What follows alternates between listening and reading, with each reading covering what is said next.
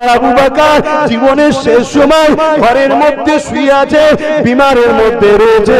3 দিন সালেসাব হচ্ছে, লাখো লাখো মানুষ চলে এসেছে, পীরকে দেখতে পাইনি, কাঁদতে লেগেছে।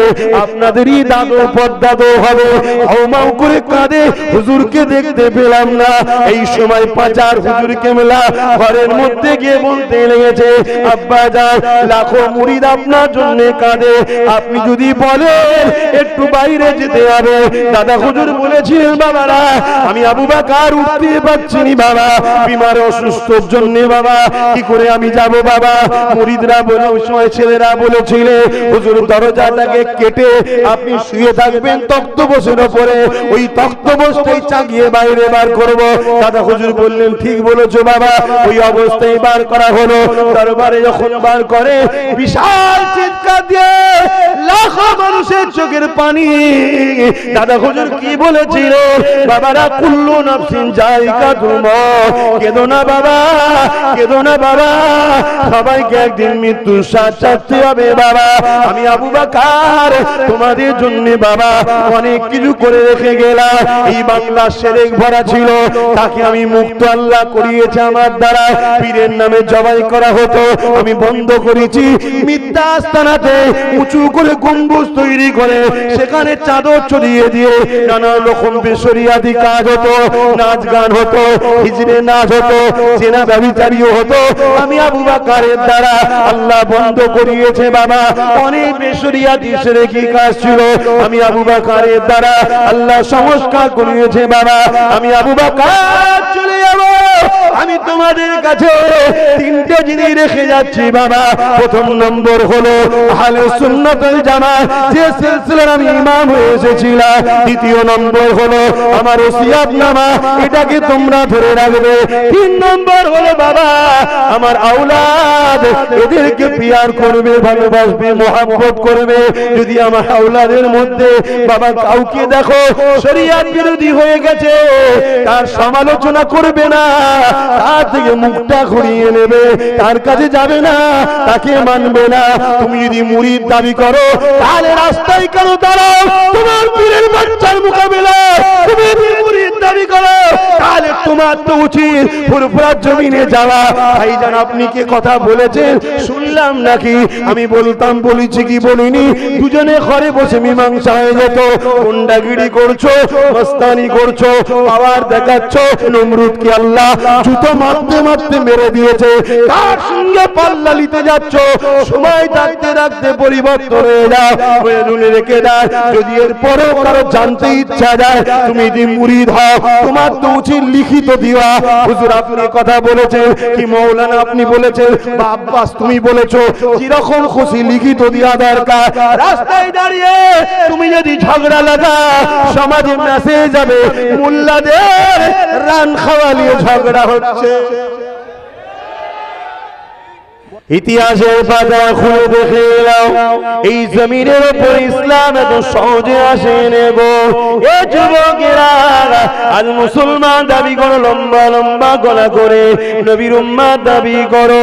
এই জমিনের উপরে আল্লাহ দি নবী পাকের সুন্নাত এবং কলেমা ঝান্ডা, শরিয়াতের ঝান্ডা, ইনসাফের ঝান্ডা, মানবতার ঝান্ডা, ইনসানিয়াতের ঝান্ডা এত সহজে প্রচার হয়নি গো। আল্লাহ নবী যখন বলেছিল লা ইলাহা ইল্লাল্লাহ আনা মুহাম্মাদুর রাসূলুল্লাহ, এই জমিনের মানুষ কেউ মানতে ছিল না। সর্বপ্রথম যিনি মেনেছিলেন তিনি অন্য কেউ নয়, আমার দাদাজান এবং জামানার মুজাদ্দিদ দাদা হুজুর পীর কেবলা 30 পোস্টের ঊর্ধ্ব পূর্বপুরুষ হযরতে সিদ্দিক আকবর কোনো প্রশ্ন না করে আল্লাহ নবী হাতে হাত দিয়ে ঈমানের নূরের কালেমা পড়ে নিয়ে দিনে মুহাম্মাদিতে প্রবেশ করে। আরো জোরে বলুন সুবহান। এই জমিনের উপরে এই দিনটা প্রচার এত সহজে হয়েছে মনে হচ্ছে নাকি?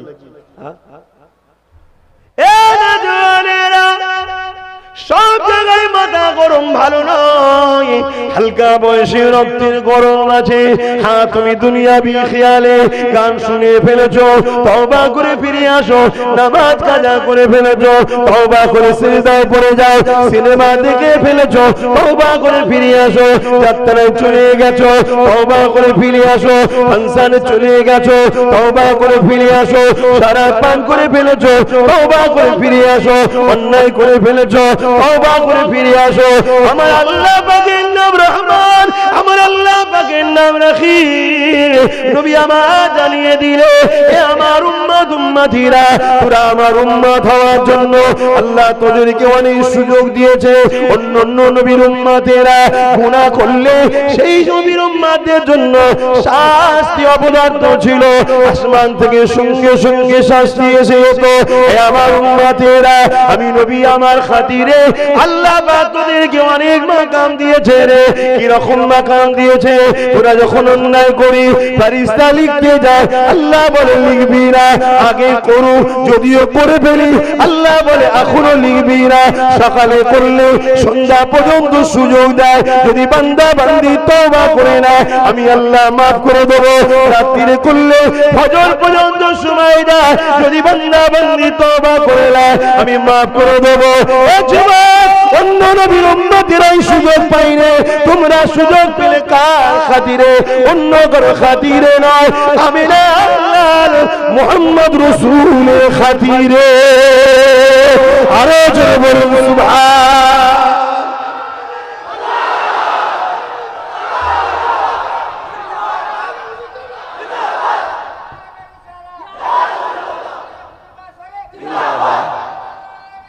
আল্লাহ। এখন জিজ্ঞাসা করছি, জ্ঞানী গুণী মানুষ, বুদ্ধিজীবী মানুষ, জেনারেল লাইনের মানুষ, সাধারণ জ্ঞানে বলেন, 20 বছর 25 বছর ধরে যে বাপ তোমাকে খাইয়ে দাইয়ে পরিশ্রম করে বড় করলো, তোমার জন্য কত কষ্ট করলো, বিয়েটা হবার পরেই তুমি যদি নিজের বাপকে বাপ বলা ছেড়ে দিয়ে এখন শ্বশুর যদি আব্বাজান হয়ে যায়, নিজের বাপ বুড়ো হয়ে যায়, এই ছেলেটাকে তোমরা কি ভালো নজরে দেখবে? কথা বলছো না কেন? যে রসুলের জন্য সবকিছু পেলাম, সেই রসুল ছেড়ে দিয়ে এখন কোথা দুনিয়ায় একটা কাউকে পেয়েছি, সে দরদি আপন হয়ে গেছে রসুলের থেকে। খুব সাবধান, আমাদের কাছে কুরবান সবকিছু করতে রাজি, মোহাম্মদ রসুলকে ছাড়তে আমরা রাজি নয়। আর আমরা সবার সঙ্গে বন্ধুত্ব করতে রাজি মোহাম্মদ রসুলের স্বার্থে। কথা ঠিক না বেঠিক? বাপেরা, নওজোয়ান তরুণেরা মন দিয়ে শোনেন, আল্লাহ নবী, নূহ নবী, দয়া নবী, হায়াতুন নবী, নবী পাক দ্বীন ইসলামের প্রচার করলে কেউ মানতে চায় না। আবু বকর সিদ্দিক মেনে নিয়েছে। আল্লাহ নবী আবু বকরকে সাথে করে নিয়ে কাবার জমিনে দাঁড়িয়ে গেলেন। বাবা আবু বকর, কেউ তো আমাকে মানেনি, তুমি আমার কথা মেনে নিয়েছো বাবা, তুমি একটু বলো বাবা, আমার বিষয়ে বলো বাবা। হযরত আবু বকর দাঁড়িয়ে গেলে, এলাকার মানুষরা শোনো বাবা, আমি আবু বকরকে তোমরা কোন নজরে দেখো। হযরত আবু বকর সম্বন্ধে এলাকার মানুষরা বলতে লাগলো, আবু বকর, কখনো তোমাকে ঝগড়া করতে দেখিনি, কখনো তোমাকে গালমন্দ করতে দেখিনি, কখনো তোমাকে বুড়াই কাজে দেখিনি, তুমি বড় চরিত্রওয়ালা ভদ্র সভ্য মানুষ, তুমি সত্য কথা বলো, মিথ্যা বলো না। আমার আবু বকর এই সময় বলেছিল, বাবারা, এলাকা মানুষেরা, তাহলে আমার কথা শোনো, ইনি হলেন মুহাম্মদ রাসূল, ইনাকে নবী বলে মেনে না, এক আল্লাহর দাসত্বকে মেনে না। তোমরা পড়ে না, আমি আবু বকরও পড়ে নিয়েছি, লা ইলাহা ইল্লাল্লাহ মুহাম্মাদুর রাসূলুল্লাহ। এই কথাটা যখনই বলেছিল, এলাকার মানুষেরা বড় বড় পাথর নিয়ে আবু বকরকে মারতে লেগেছে। শোনো শোনো যুবক, এই জমিনে মাথায় টুপি এখন অনেক পাবে, দাড়ি এখন অনেক পাবে, জুব্বা এখন অনেক পাবে, মসজিদ অনেক পাবে, নামাজ এখন অনেক পাবে, পীর এখন অনেক পাবে, পীরজাদা অনেক পাবে, এবার অনেক পাবে ওই যুবক।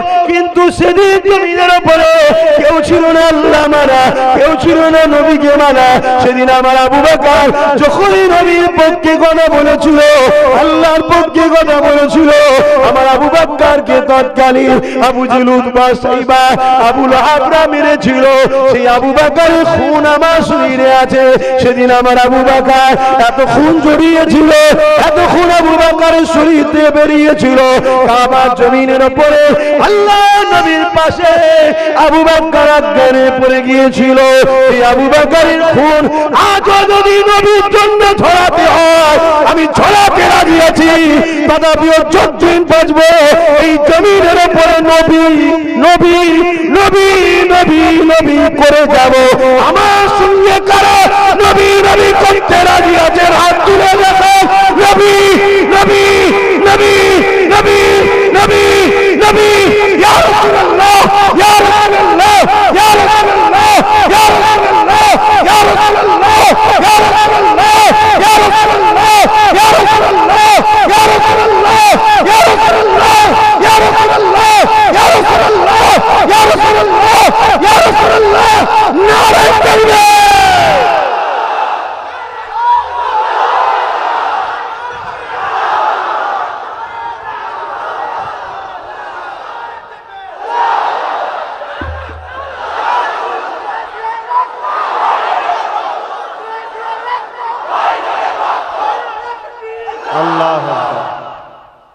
এইভাবে জিন্দেগি কাটান।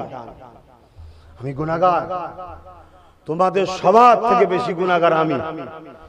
তথাপিও আমি আশা করে আছি আমি জান্নাতে যাব। কেন?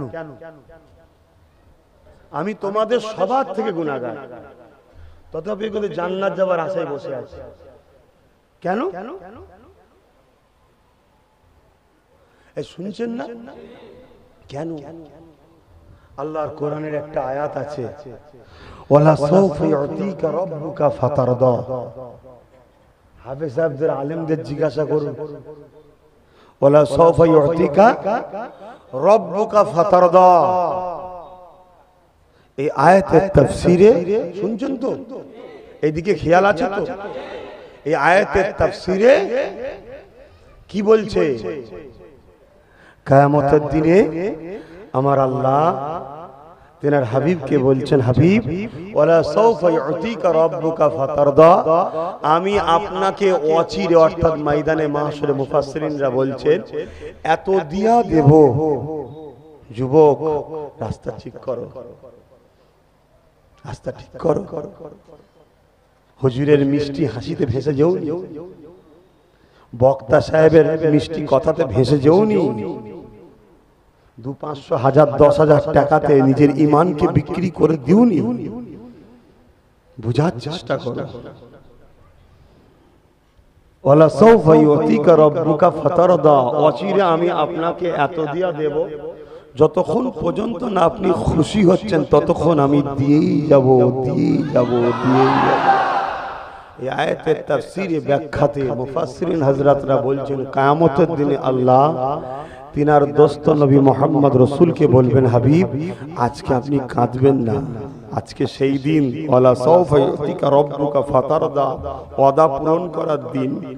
আপনি আপনার উম্মতদের করে ইশারা করুন কোথায় যেতে, জোরে বলুন, যা যা। নবী ইশারা করতে থাকবে আর আল্লাহ কুদরতি নজরে হাবিবের দিকে তাকিয়ে থাকবে। যতক্ষণ না নবী হাসবে ততক্ষণ আমরা জান্নাত যাব। জোরে বলুন সুবহানাল্লাহ। আরে আমার নবী সাল্লাল্লাহু আলাইহি ওয়াসাল্লামের পিছনে নামাজ পড়তো রাইসুল মুনাফিক আব্দুল্লাহ ইবনে উবাই, এবং সে এমনও করেছে আমার নবী যখন মদিনাতে ঢুকতো সাহাবাদেরকে লক্ষ্য করে বলতো, এ সাহাবারা চুপ করো, মুহাম্মদ রাসূল আসতে লেগেছে। কিন্তু আব্দুল্লাহ ইবনে উবাই সুযোগ খুঁজতে লেগেছে কখন মুহাম্মদকে জড়ানো যাবে। হঠাৎ করে একদিন দেখা যায় আমার আমার নবী পাক সাল্লাল্লাহু আলাইহি ওয়াসাল্লাম আহলিয়া আমাদের সকলে আম্মা জান হযরত আয়েশা সিদ্দিকা সফর থেকে আসার সময় অনেক বড় কথা আপনারা নিশ্চয়ই জানেন। একটা ঘোড়ার পিঠেতে উটের পিঠেতে যে কাজা করা থাকে তার মধ্যে ছিল, উনি বড় হালকা ছিলেন, তাই ওই সাফওয়ান নামক একজন সাহাবী সেটাকে তুলে নিয়ে ঘোড়ার পিঠে দিয়ে উটের পিঠে দিয়ে টানতে টানতে নিয়ে চলে এসেছে। মনে করেছে আম্মা জান হয়তো এর ভেতরে আছে, কিন্তু আম্মা জান প্রয়োজনে ফাঁকে গিয়েছিল। এসে দেখছে এই দিকে আমার নবী পাকের সেই কাফেলা চলে গেছে। এই হালকা বয়স ছিল, কি করবে, ওখানে ঘুমিয়ে পড়েছিলেন। এমন সময় ওই সাফওয়ান নামের সাহাবী তিনি লাস্টে আসতে খুঁজতে খুঁজতে আসতে লেগেছে, দেখছে কেউ কোথায় রয়ে গেছে নাকি। এই আম্মা জানকে দেখতে পেয়ে ইন্না লিল্লাহ পড়ে নিয়ে এমন করে তিনাকে উটের পিঠে চাপিয়ে ওই উটের দড়িকে ধরে ধরে নিয়ে আসছে। যখন মদিনায় নববী ঢোকে, মদিনা শহরে ঢোকে, ওই রাইসুল মুনাফিক আব্দুল্লাহ ইবনে উমার এইটাকে দেখার পরে মদিনার বাজারে বাজারে সর্বপ্রথম সে বলেছিল মুহাম্মাদের স্ত্রীর সঙ্গে নাউজুবিল্লাহ, সবই আপনারা জানেন। এর পরের ভাষা জবান দিয়ে বলতে পারছি না। এ যুবক রে, শুনে রেখে দাও, মুনাফিক কত খারাপ জিনিস দেখো। সে এমন করে কি করলো, আম্মা জানের উপরে ইলজাম লাগিয়ে দিল। আম্মা জান মনে দুঃখে ঘরে চলে গেল। অনেক বড় কথা, আল্লাহর আয়াত নাজিল হয়ে গেল। আমার আল্লাহকে জানিয়ে দিল, হাবিব আয়েশার সঙ্গে বিয়েটা আমি আল্লাহ দিয়েছি, অন্য কেউ নয়। আমি আগের খবর জানি, পরের খবর জানি, সব খবর জানি। আমার হাবিব রে, আম্মা আয়েশা সিদ্দিকা যদি নাপাকি হবে বা খারাপ কখনো হয়ে যাবে, হাবিব রে তোমার সাথে কখনো আয়েশার বিয়েটা আমি আল্লাহ দিতাম না। আমি যখন বিয়ে দিয়েছি আয়েশা কোন মেয়ে কি থাকবে শেষ জীবন সব আমি জানি হাবিব, কেন আমি তাকে বানিয়েছি। আমার হাবিব নিশ্চিন্তায় যান, আয়েশাকে নিয়ে আসেন। আয়েশা পবিত্রতা নারী।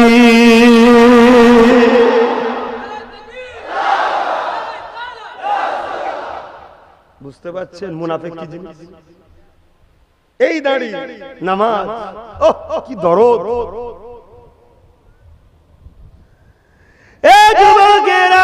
এই জমিনের উপরে কাদের রক্তের বিনিময়ে দিন ইসলামটা প্রচার হয়েছে, একটু জানতে হবে। ইতিহাস যদি না জানেন ধ্বংস হয়ে যাবে। এখন যদি কেউ ইতিহাস অস্বীকার করতে চান, তাকে আমি বলবো আল্লাহর কোরআনটা খুলে দেখো, আদেশ নিষেধ কতটা আছে আর ইতিহাসটা কতটা আছে। কোরআনকে যদি 3 ভাগে ভাগ করা হয়, বুঝাবার জন্য বলছি 2 ভাগের বেশি ইতিহাস রয়েছে। সে আপনি ইউসুফ নবীর জীবনী পড়বে, মুসা নবীর জীবনী পড়বে, নূহ নবীর জীবনী পড়বে, ইসমাইল নবীর জীবনী পড়বে, পুরো ইতিহাস ভরা ভরা রয়েছে। কেন আমার আল্লাহ ইতিহাস আমার নবীকে শুনিয়েছে, কারণ ইতিহাসে অনেক কিছু জ্ঞান পাওয়া যায়। ইতিহাস মানুষকে সচেতন করে দেয়। আজ আপনাদেরকে সচেতন করে দিচ্ছি।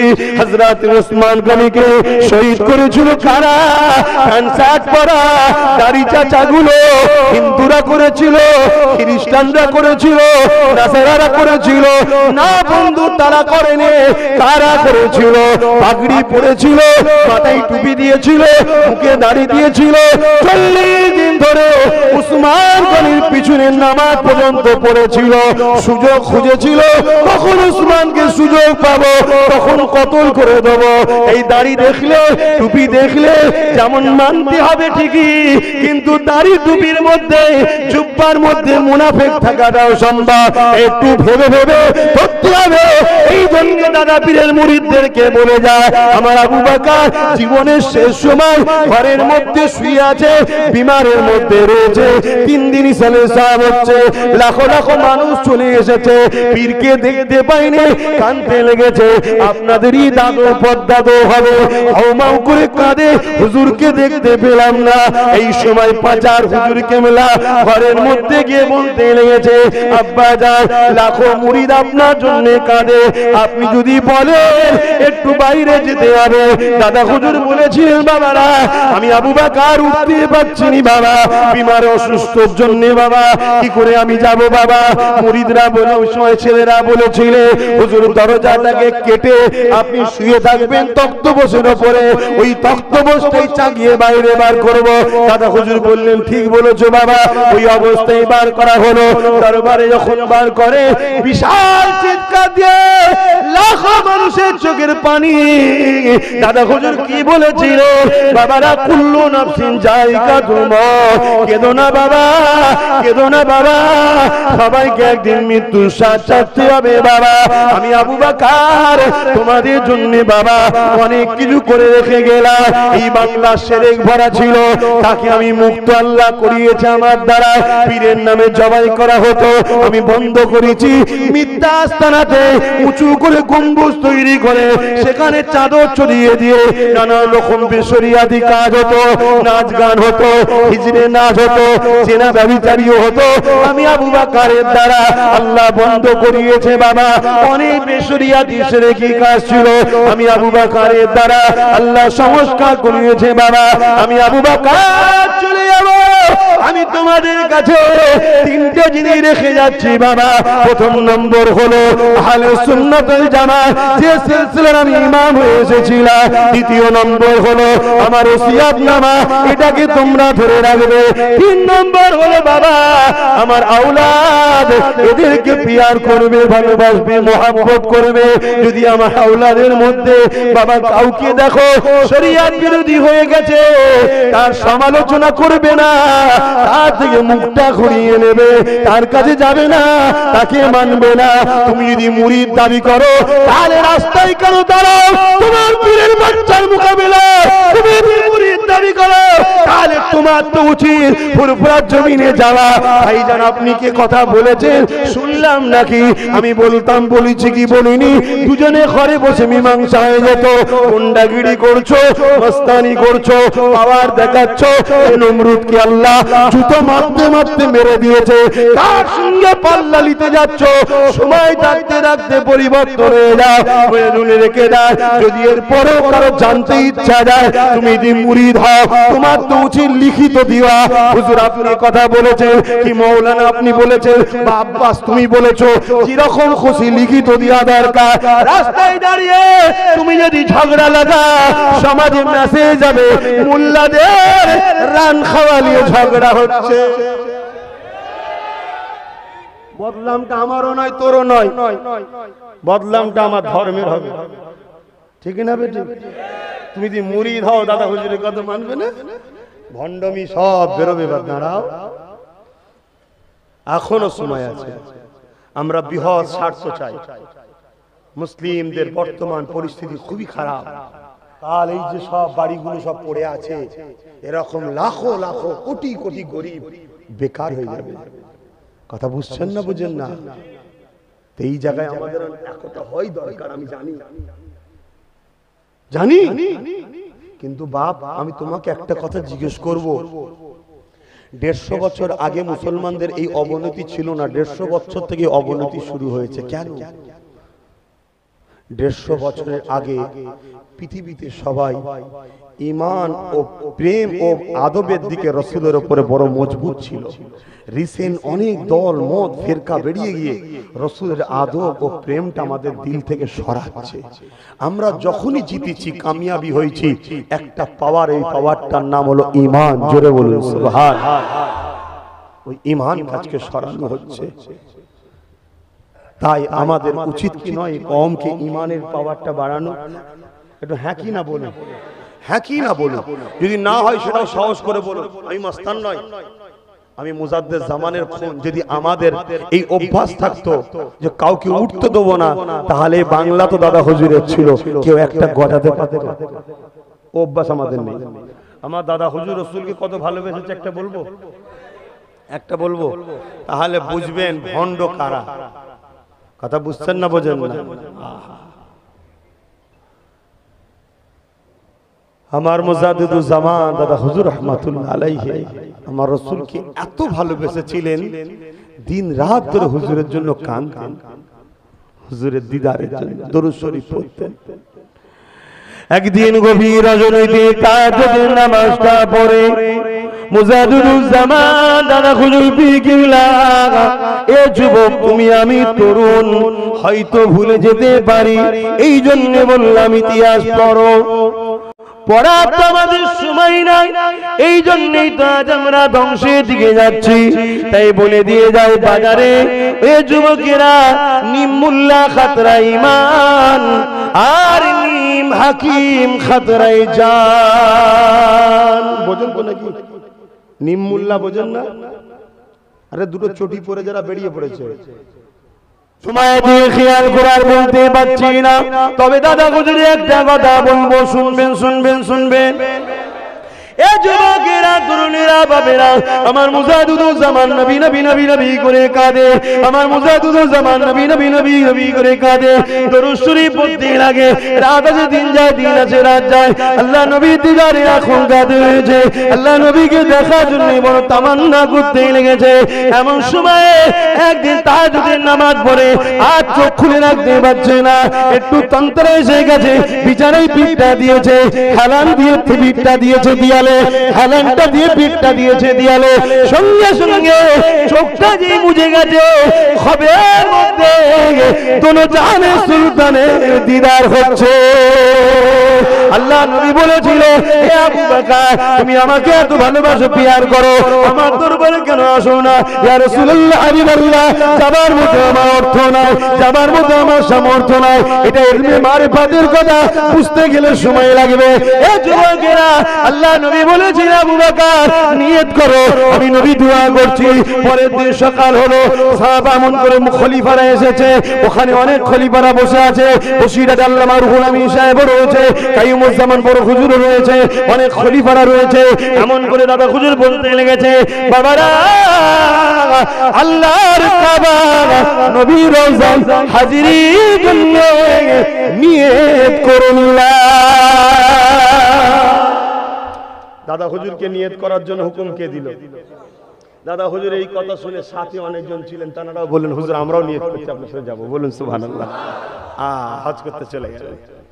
আল্লাহ নবী বলেছিলেন, আগে কাবা, তারপরে মদিনা। খবরের মধ্যে আগে মক্কায় যাবে, ঘুরে তাওয়াফ করে আমার দরবারে আসবে। দাদা হুজুর রাহমাতুল্লাহ আলাইহি ওই সময় জেদ্দায় নামলেন পানির জাহাজ। শোনো শোনো শোনো শোনো শোনো যুবক, তো হুজুর কেবলা জেদ্দায় পৌঁছালেন। জেদ্দা থেকে খালি পায়ে, শুনছেন কোন কোরআন শরীফের কোন আয়াতে আছে, হাদিস পাকের কোন হাদিসে আছে যে নবীর দরবারে খালি পায়ে ঘুরতে হয়? এটা প্রেম, যার যত প্রেম।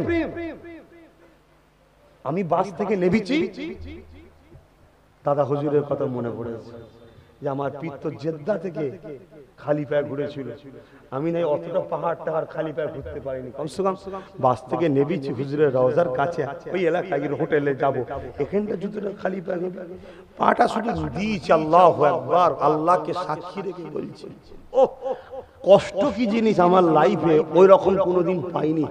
মাথা তালুতে যেন কেউ দিসলাইদার পেট্রোল দিয়ে আগুন ধরিয়ে দিল, সঙ্গে এক মুহূর্তের মধ্যে গরম লাভ করে আবার করেছে, ওইটুকুর মধ্যে দিন ফুসকা। শুনছেন না শোনেন না? তারপরও আল্লাহ যা করেছে সেটা পরের কথা, ও নিজেদের কথা, নিজের কথা বলে লাভ নেই। আমি যেটা বলছিলাম মুর্শিদ কেবলার প্রেম দেখুন, খালি পায়ে টোটাল মক্কা মদিনায় ঘুরেছে। আর পীরের পায়ে জুতো না থাকলে সাথী গুনার জুতো দিতে পারবে? আমাদের মতো সাথী নয় তো এখন, যেসব সাথী এরম সাথী নয় তো রে বাবা। সাথীগুলো তো তাগড়া তাগড়া বড় হুজুর ছিলেন, বসিরহাটে আল্লামা হুজুর ছিলেন, সাথীও তাগড়া তাগড়া সাথী, আরো অনেকে ছিলেন। কথা বুঝে আসছে? কাবা শরীফ তওয়াফ করলেন, সাফা মারওয়া সাই করলেন, মিনা মুজদালিফা আরাফাতের কাজগুলো সমাধান করে আল্লাহ নবী রওজা মুবারকে দিয়ে রওনা দিয়েছে। যখনই হুজুরের রওজা মুবারকে মদিনার নববীতে ঢুকতে যাবে, একজন খাদেম এসে ধরলেন, সালাম দিলেন, হুজুর দাঁড়ান, আপনার নাম আবু বকর? আমার নাম আবু বকর, খুশনসিব আপনি।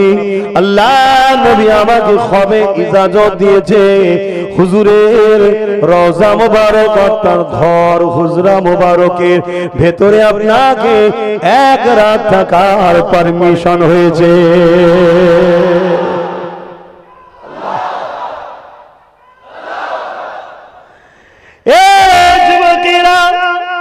ব্যক্তিগত কারো সঙ্গে রাগ আগেও ছিল না, আজও নাই।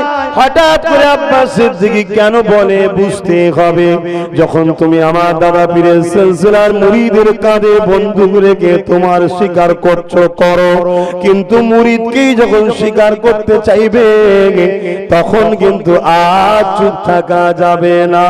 তাই বলি লড়াই যখন করতে এসেছো, এতই যখন প্রেস্টিজে লেগেছে, একটুখানি সমাজকে জানাও আমার পর্দা তো এমন ছিল আমি জানালাম, তোমাদের পর্দা তো কেমন ছিল জীবনী গুণে একটু ওয়াজ করে শোনা। যদি বলো কোরআনের মাহফিলে পর্দাদের কথা বলবো কেন, অবশ্যই ঠিকই কথা বলবে কি করে। পর্দা তো যদি আল্লাহর ওলি হয় বলা যাবে, কেন কোরআন ওলিদের কথা ঘোষণা করেছে। বলো না, শুনিয়ে আমার জানা নেই।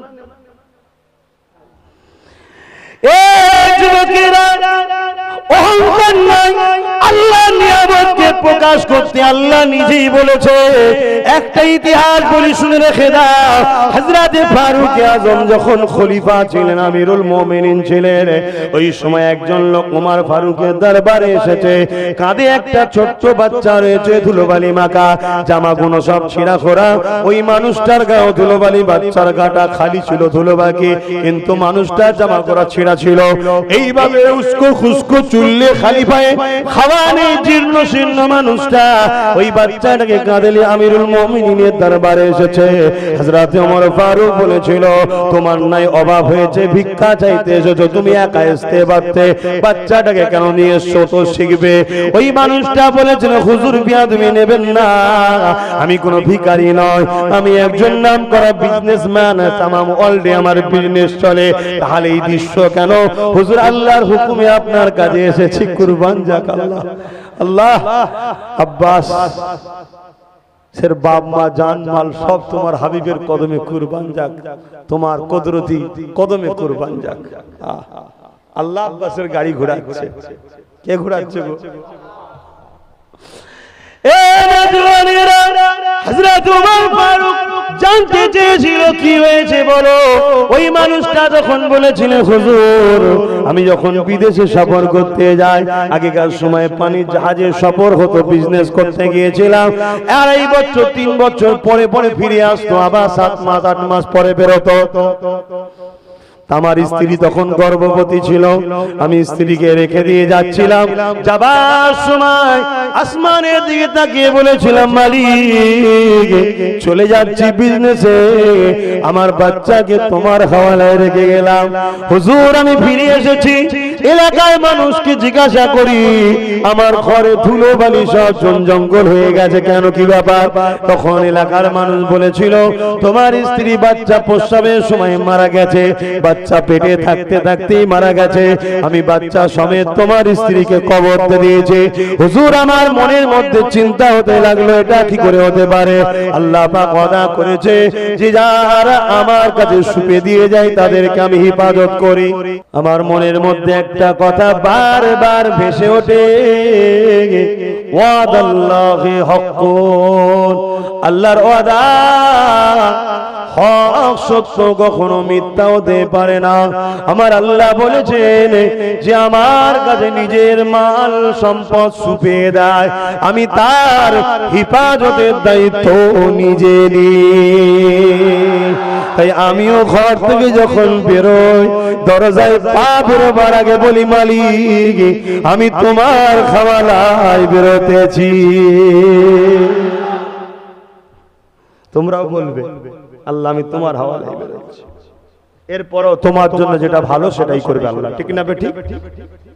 এ যুবকেরা, এ নবী পাকের প্রেমিকেরা, আল্লাহ পাকের মাহবুব বান্দা, আল্লাহ নবীর সাহাবী হযরত ওমর ফারুক তখন জানতে লেগেছে, মানুষটা বলতে লেগেছে, আমার মনের মধ্যে হচ্ছে আমার বাচ্চাকে তো আল্লাহর কাছে সুপে রেখে গেছে, বাচ্চা কখনো নষ্ট হতে পারে না, এই কথাই খবর দিলে খোঁজ নিবার পরে একটু তাড়াতাড়ি বলছে, কেন সময় হয়ে যাচ্ছে, নামাজের ব্যাপার আছে। ওই কবরের দিকে আমি খেয়াল রেখেছি, কবরস্থান জঙ্গল হয়ে থাকে এবং গাছের পাতা পড়ে, দেখবেন লোকজন পাতা কোড়াতে যায় কবরে। একদিন একজন মহিলা পাতা কোড়াতে গিয়ে ছুট মারছে কবর থেকে। আমি তাকে বললাম, কেন ছুটছো? তখন সে বলছে, একটা কবর থেকে সুড়ঙ্গ দেখলাম, ছোট্ট একটা বাচ্চা বেরিয়ে আসছে, ভয় খেয়ে গেছি। জোরে বলুন সুবহানাল্লাহ। আর জোরে বলবেন না?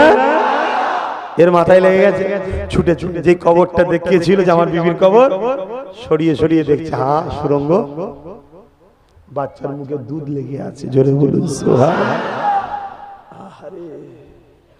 ও হযরত ওমর ফারুক বাচ্চাটাকে যে কোলে নিয়েছি, অমনি গায়েবী আওয়াজ এসে গেছে, ওরে আমার বান্দারে, তুই তোর বিবিকে কিন্তু আমার হাওয়ালায় রেখে যাসনি, তোর বাচ্চাটাকে রেখেছিলিস, তাই বাচ্চা হেফাজতের দায়িত্ব আমি নিয়েছিলাম। তোর বিবি ইন্তেকাল করেছে ঠিকই কথা, কিন্তু তোর বাচ্চাকে আমি আল্লাহ কুদরতি ভাবে কবরের মধ্যে প্রস্রাব করিয়েছি, ওখানেই তোর দিদির স্তনটাকে আমি নষ্ট করিনি, ঠিক রেখে দিয়েছিলাম, ও থেকে দুধ পান করিয়েছিলাম তোর বাচ্চাকে। আজ সময় হয়েছে তোর কাছে তোর সম্পদ ফিরিয়ে দিলাম, যা উমারের কাছে গিয়ে ঘোষণাটা শোনা, আমার উমারকে জানিয়ে দে, বিশ্বকে শুনিয়ে দেবে, আল্লাহর উপরে যে ভরসা করে আল্লাহ তাকে কখনো ফিরিয়ে দেয় না। আল্লাহ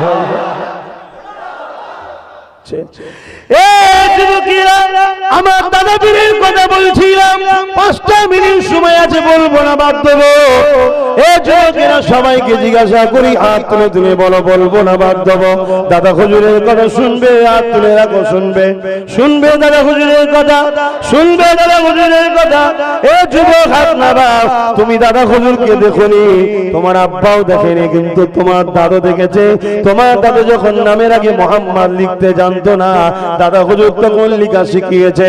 তোমার দাদু যখন ধুতি পরে বেড়াতো, দাদা হুজুর তখন পায়জামা পাঞ্জাবি পরা শিখিয়েছে। তোমার দাদু যখন হুঁকু খেয়ে বেড়াতো, দাদা হুজুর তখন হুঁকু খাওয়া ছড়িয়েছে। তোমার দাদু যখন গাঁজা খেত, মদের ভাল নিয়ে দৌড়তো, এমন করে বেসুরিয়াদি কাজ করতো, মুজাহিদুজ্জামান তখন তেনাকে দ্বীন ইসলাম শিখিয়েছে। এখন যদি দুনিয়া জমিনের মানুষকে বলা হয়, সাহাবাদের মধ্যে থেকে অনেক সাহাবা ছিল নিজের কন্যাকে জ্যান্ত পুঁতে দিয়েছে, তার ছেলেকে যদি বলা হয় তোমার বাবা জ্যান্ত মেয়েকে পুঁতে দিয়েছিল নিজের মেয়েকে, রাসূলুল্লাহ তাকে দ্বীন ইসলাম শিখিয়েছে, তার ছেলে যদি হাত গুটায়, কত বড় কথা তুই বললি, এটা কি উচিত হবে? আরে সত্য কথা। আমি কি বলেছি আব্দুল করিমের দাদু, আব্দুর রহমানের দাদু, আপনার নাম ধরে বলেছি আপনার দাদু বলেছি।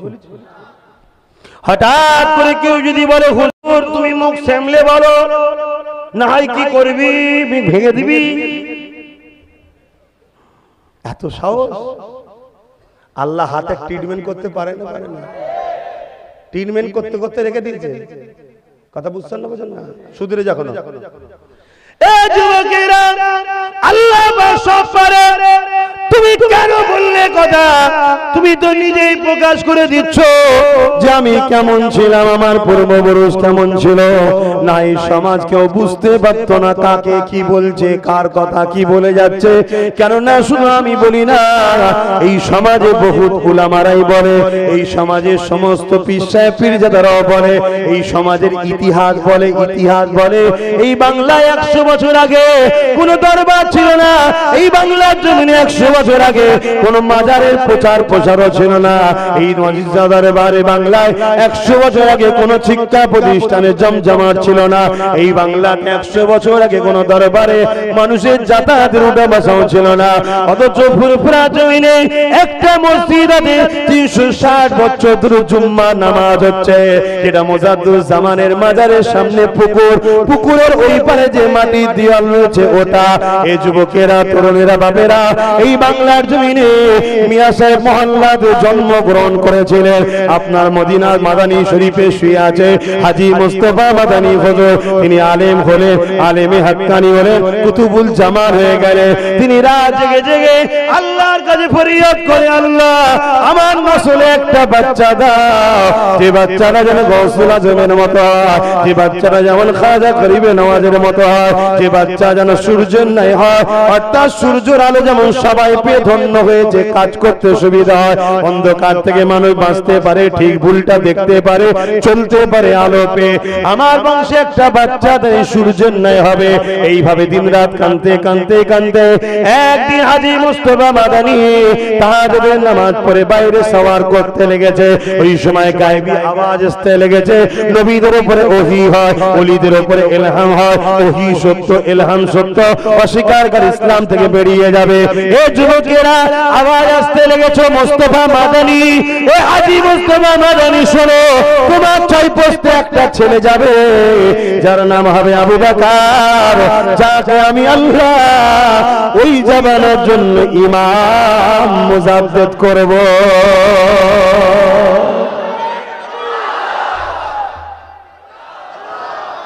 ঝগড়া না করে তুমি একটা বলো না, কি গো বলবে তোমার দাদুর কথা? অতএব ঝগড়া না করে আমার দাদুকে তোমার দাদু বলে দিয়েছি তো। দাদা হুজুর বলেছে না, বলেন আমার মুরিদরা রুহানি ছেলে, দাদা হুজুর আমার একা না তোমাদের। জোরে বলেন। আমি সংক্ষেপ করব।